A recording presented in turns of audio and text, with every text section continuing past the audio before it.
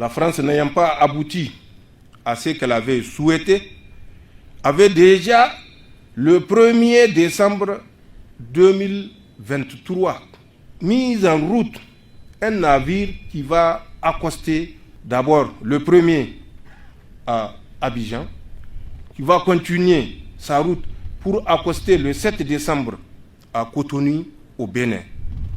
Il va débarquer du matériel, des hommes pour faire la guerre au Niger. Ce porte-hélicoptère amphibie était le Mistral. En plus du Mistral, ils ont loué des Super Puma, 3 hélicoptères, pilotés par un Français, un autre Européen que je ne dirai pas la nationalité, et un autre Américain ou Sud-Américain, là également que je tairai la nationalité. Voilà les 3 pilotes qui devaient piloter les Super Puma pour nous mener la guerre.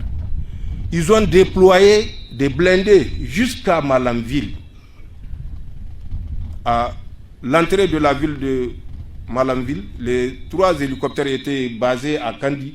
À l'entrée de la ville de Malanville, en venant de Kandi justement, les blindés étaient stationnés. Sur le pont qui nous séparait du Bénin, les blindés étaient là également positionnés, prêts à envahir le Niger.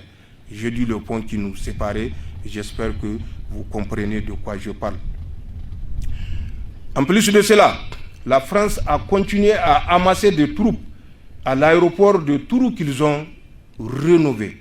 3300 mètres de piste pour les pilotes et les autres pilotes de drones, ils savent de quoi je parle. C'est une piste de 3300 mètres qui est plus longue que la piste même de Cotonou. Toutes les forces sont stationnées sur cet aéroport. Ils ont réactivé un autre aérodrome vers Madekali. Ils ont réactivé un autre aérodrome dans le W. Ils ont concentré des troupes.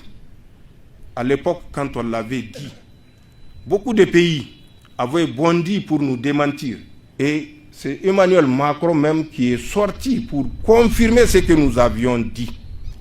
Et on ne les a plus entendus parler.